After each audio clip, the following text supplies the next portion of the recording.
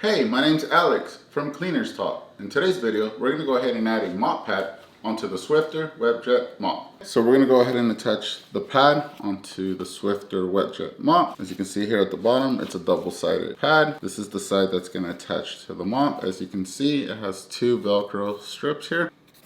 Same for the mop, as you can see, Velcro on the top, Velcro on the bottom there. What you're gonna do is grab this side, go ahead and press it on, press down on it, and you're good.